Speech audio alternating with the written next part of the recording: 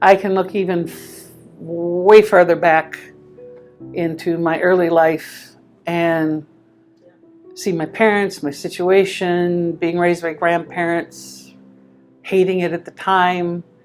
But as I turn and look totally back, God's hand was all over it all.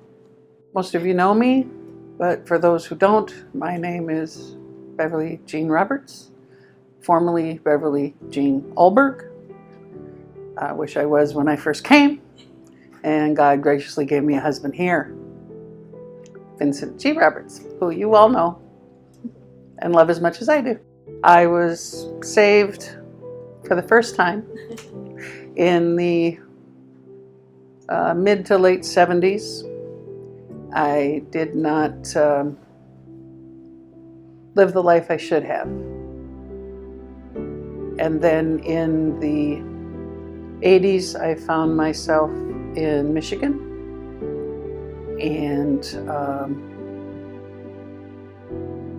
in a good church. I had been away from church, but they actually were door knocking and knocked on my door, and I went to visit, and then basically expected to be there forever. But it was suggested to me by my pastor that I go and serve at a Christian Reform School for girls in Winona Lake, Indiana. I was a staff lady, and at that time I sold all my possessions except for a recliner and a few books, and went on my merry way. I was supported by my church, similar to a missionary. I was at Hephzibah House. We had a guest speaker who was with Bible Track Echoes. His name was Herbert Hoover, like the president. And he preached a sermon. Through the years, it was, I wasn't living it. I knew, it's like, okay, like everyone, I'm not living it. Am I saved? Am I really saved? And he preached a sermon that said, once saved, always saved. But you have these doubts. What you need to do is get a stick, put it behind the barn, walk behind the barn, and plant that stick, and okay, you're saved. This is, you really are saved. But here's a date. Now you're going forward. And so I went with the director's wife of the home.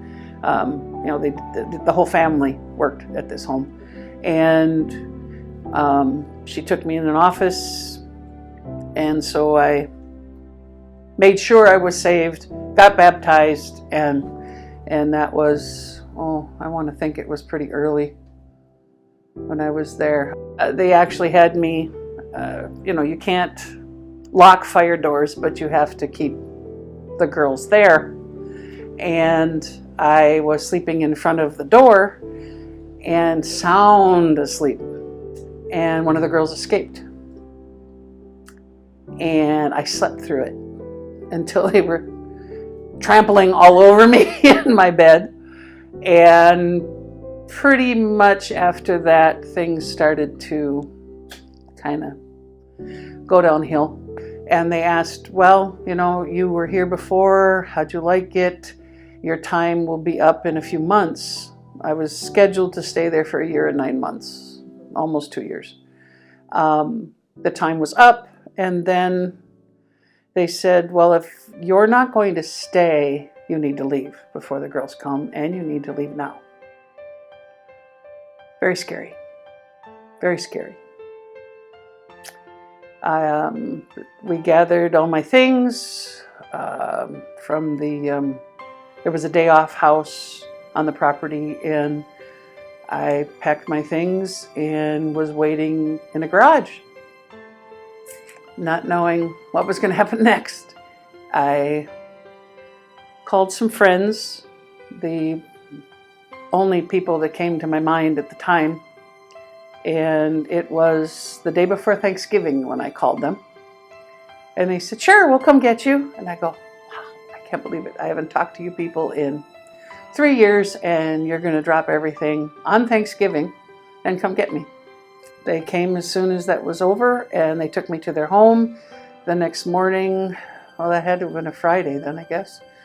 The next morning I called my bank, because it's the only number I had to get me back connected up north, to just see if they could give me the number for my old landlady. But gloriously, she answered the phone at the bank. It was very amazing.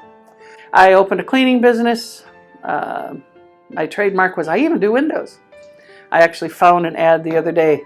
I don't remember if I kept it from a scrapbook, and then I want to say that was early in '90.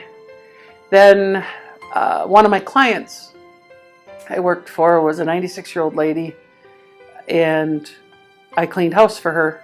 Well, not too long after that, and her house was always so clean because she was in a wheelchair almost and whatever, and so what she really wanted was company.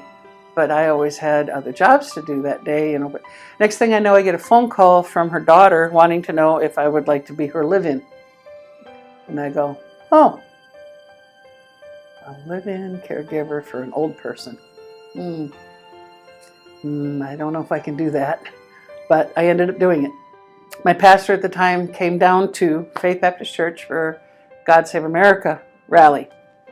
And while he was driving through or there, he felt led to that God was calling him away from Michigan, from that church, and he had actually been the pastor there the longest in the history of the church, that he was going to evangelize Milwaukee.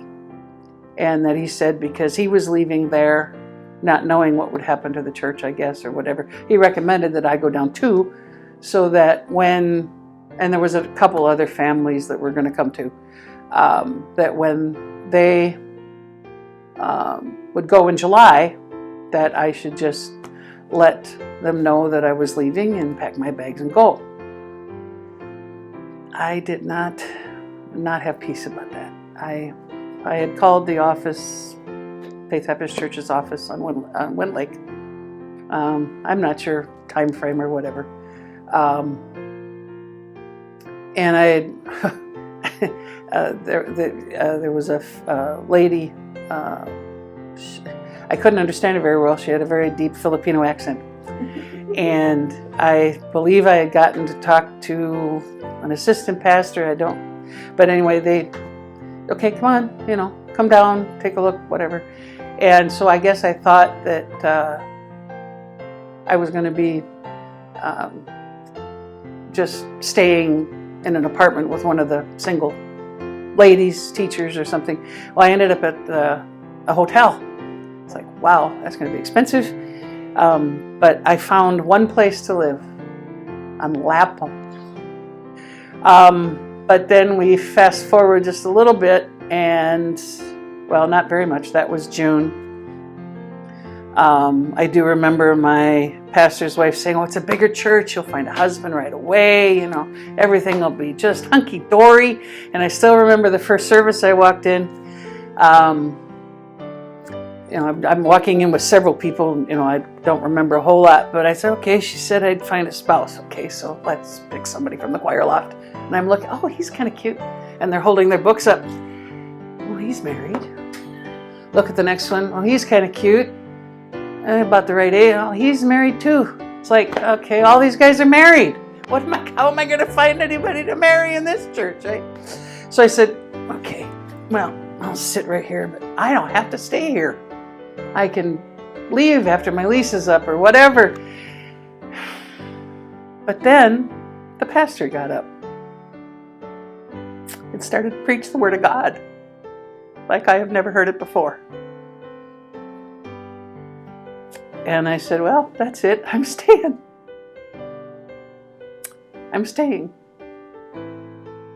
This is where I'm supposed to be. Not for the man, but for the God that he preached from the pulpit.